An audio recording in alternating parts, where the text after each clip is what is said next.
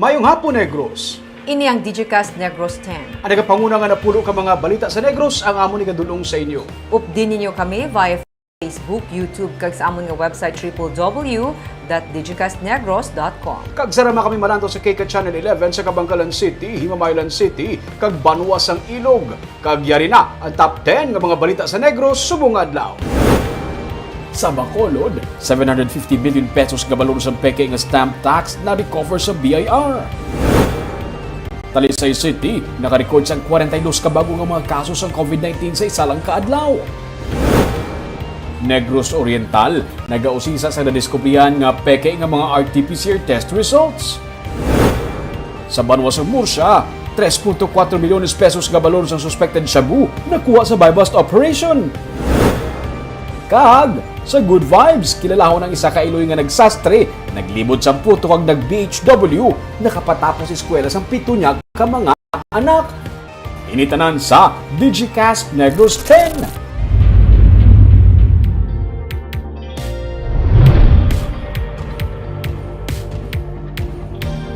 Sa number 10, tatlo ka mga lapsag ang ginbunag sa sulod sang ambulansya sa siyudad sa Bacolod sa sulod lamang sang isa ka adlaw.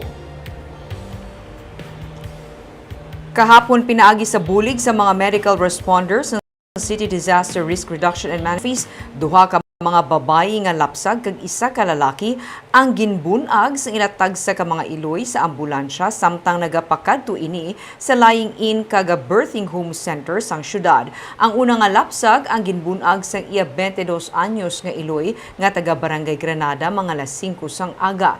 Ang ikaduha nga lapsag ang ginbunag naman sang 27 anyos niya nga Iloy mga alas 7 sang aga. Sila ang gikan sa Barangay Estefania. Last Huwebes sang aga naman, ginbunag ang ikatatlo nga lapsag sang 22 anyos nga Iloy nga taga Mandalagan. Ang mga lapsag ang lunsay healthy, kagilayon nga nahatagan sang pagtatap sa medical personnel.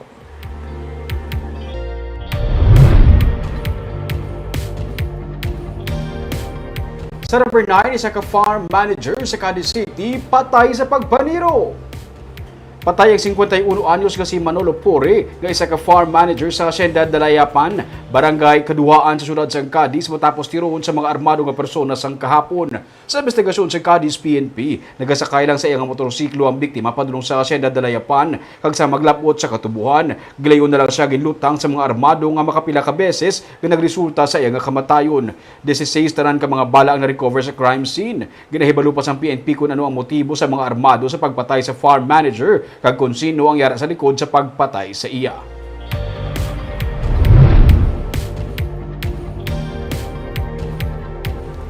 Sa number 8, 3.4 milyones pesos nga balor sang illegal nga droga na recover sa buy-bust operation sa Banuas ng Murcia. Kapin tunga sa kilo sang illegal nga droga ang na-recover kahapon sa mga operatiba sa pagpanguna sang PIDEA 6 Special Enforcement Team upod sang Murcia PNP sa buy-bust operation kagabi sa isa ka cock farm sa Barangay Alegria sa Banuas ng Murcia. Ginabulubata 3.4 milyones pesos ang balor sang illegal nga droga nga nabawi isang operatiba. Arestado sa buy-bust operation sanday Raylan Artus kag Justin Lidesma nga lunsay mga empleyado sa cock farm sa nga subject sang buy-bust nga si Andrew Lidesma. Ang subject ang suno sa PNP tigayo naman nakapalagyo sakay sa iya motor sang namutikan nga mga pulis ang ilang transaksyon. Kaso nga pagalapas sa Republic Act 9165 ang ipasaka sa tatlo ka mga suspect.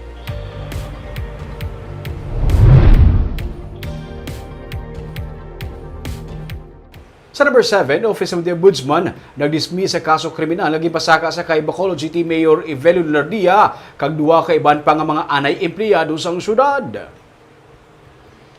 Base sa desisyon sa Ombudsman, wala inisang may nakita nga malain nga tinutuyo kon pagpabaya sa bahay ni Lunardia kag sang duha ka mga respondents angot sa ginbakal nga gasolina sang syudad sang tuig 2007. Ang kaso nga malversation of public funds kag pagsupak sa Anti-Graft and Corrupt Practices Act ang gipasaka nanday Armando Collado kag Christopher Villeta sang tuig 2016. Ila ginaaligar nga mayara sang paglapas sa kasuguan ang pagbakal sa amo nga mga gasolina, pero base sa desisyon sa ombudsman, wala ini sa may nakita nga irregularidad. Ginakabig sa alkalde nga malisyoso ang pagpasaka sa amo nga mga kaso batok sa ila kag ang mga tagreklamo ang mga kaalyado sa ilang mga kontra sa politika.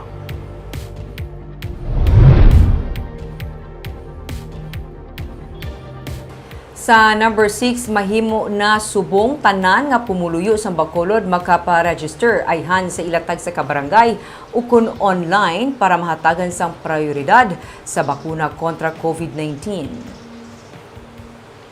Ginpahayag ni Bacolod Emergency Operations Center Executive Director M. Ang nga bisan ng mga senior citizens, mga may comorbidities kag medical frontliners pa lamang karon ang ginabakunahan, kinahanglan nga magparehistro na ang iban nga mga pumuluyo agud nga mahatagan sila sang prioridad kung may available na nga supply sang bakuna. May ginapaabot nga dugang nga bakuna ang syudad sini nga bulan sa Mayo gikan sa Department of Health pero wala pa mahibaluan kung pila ini. Ginapaabot man nga sa bulan sang Hulyo magaabot na ang AstraZeneca vaccines nga ginbakal sa syudad kag ini ang paggagamiton sa mass vaccination. Sa karon nagadepende anay ang syudad sa supply sa bakuna nga mahatag sa ila sang DOH Regional Office. Tanan gid kinanglan ma-register. Kag ang ato na ang data na ang ato nga data center amo na iya ma-segregate sila kung diin sila nga category na belong based on the information they provided sa pag-register nila. There is a need na magpa-register sila para ma-include sila. Kaya kung Yes. hindi man sila ma-provide ng vaccine.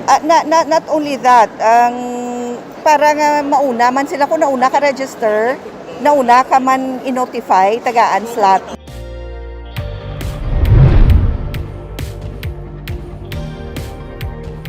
Sa number 5, sa 19 ka mga empleyado sa Kapitolyo nga nagpositibo sa COVID-19 napulot diri gikan sa Procurement Services Depot. May 15 ka empleyado ang among talatapan. Suno kay Attorney Refrando Diaz, ang Provincial Administrator, ini sila ang in charge sa pag-distribute sa mga supplies gikan sa Department of Budget and Management. Ang isa sa ginalantaw karon sang probinsya amo ang pag-review sang Standard Operating Procedure sa pag-sanitize sa supplies gikan sa Manila bangod hindi man lamang paagi sa tao sarang matabo ang transmission sang virus.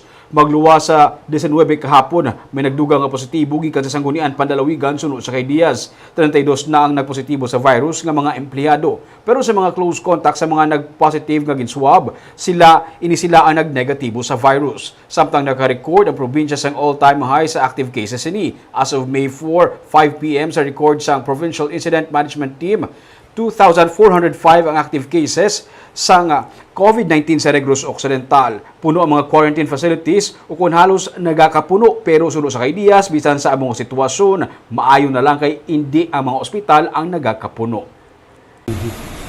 It's good nga quarantine facilities lang ang nag-alawas. Hindi ospital, Correct. hindi morgue. In other words, ang atong simptomas mild or asymptomatic. So, for that, despite all the infection, may pasalamatan man tagyapon. No?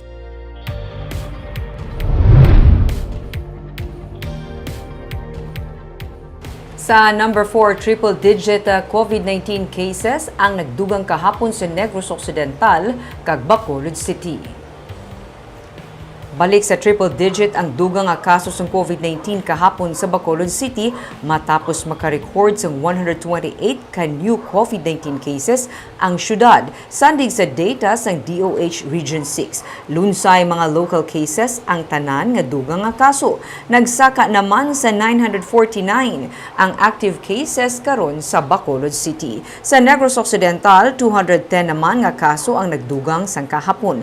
Ang probinsya ang karon may 12,250 na ka total cases kag 2,405 sa karon ang active.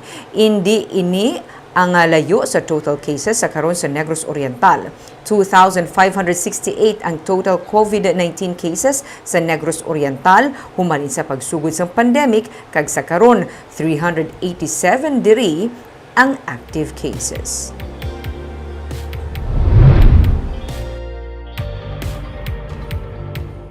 Sa number 3, RT-PCR test results sa mga construction workers gikan sa Negros Oriental nga magapadulong kuntani sa Bohol ang ginausisa matapos ginaaligar peke.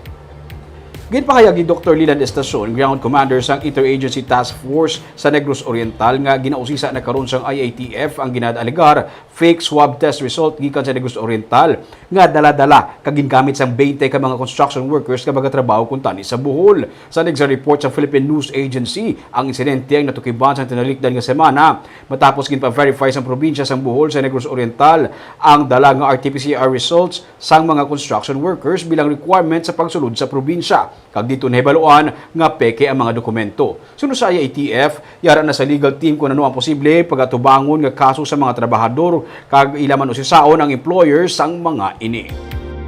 Sa number 2,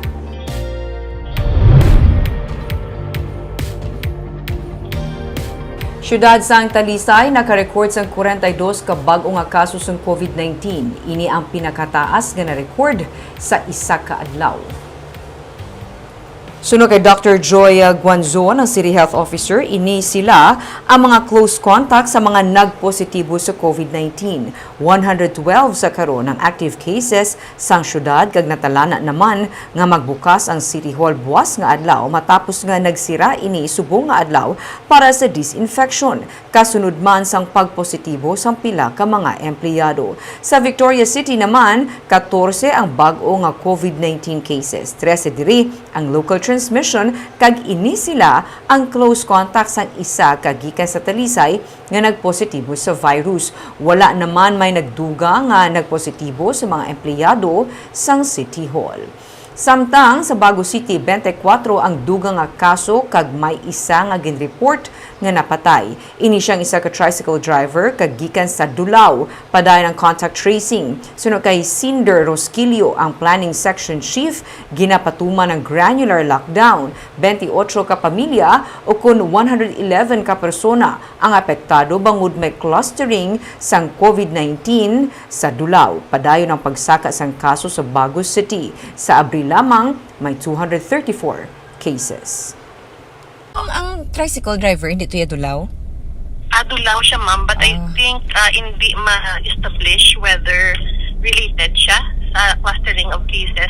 May terminal na siya sa Agdada. As of the moment, ang amon City Health Office is on lockdown because may identify na positive. So far, ginaano man siya for decontamination. Kag sa numero 1 sa mga balita, subong nga adlaw.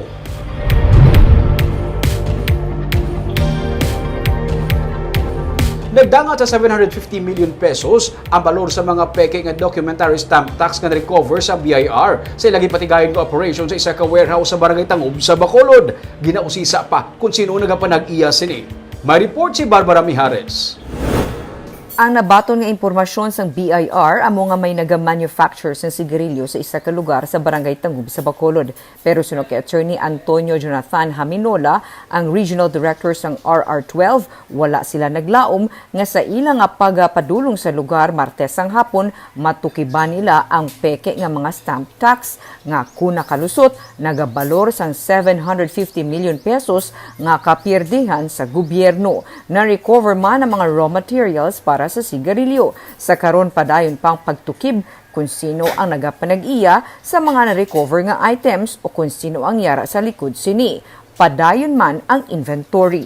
Probable sa 750 million. 750 million. Kung naikabit yun at naibenta yun. Yun yun.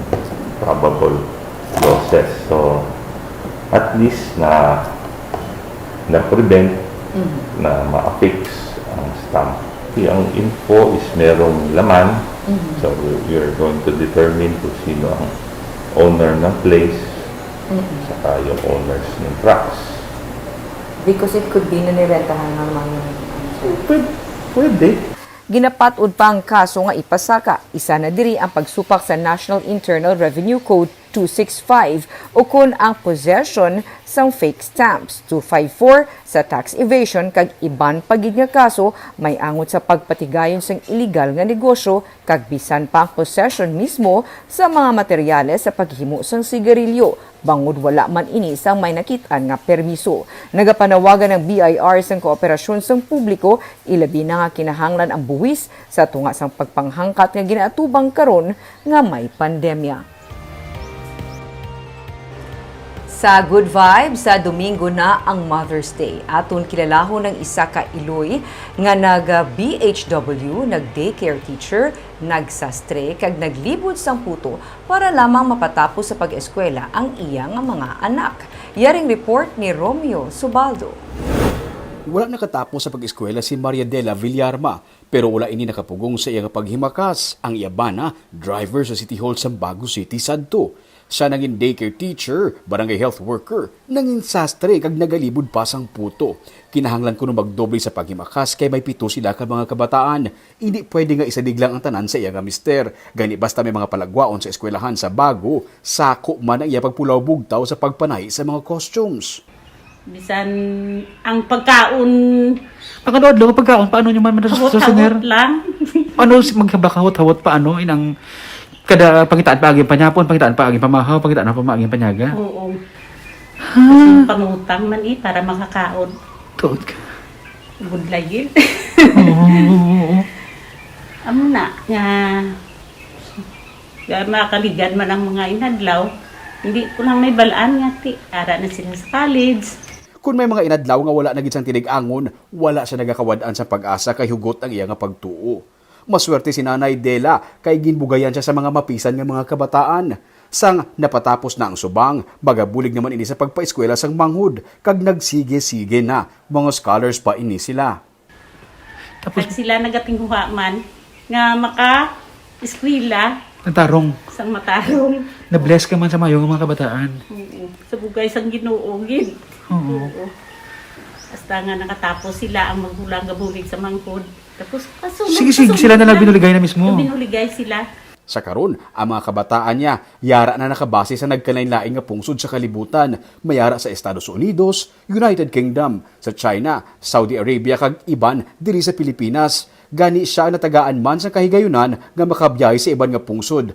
Kung wala sa pandemic, yara siya tani subong sa United Kingdom nagabakasyon.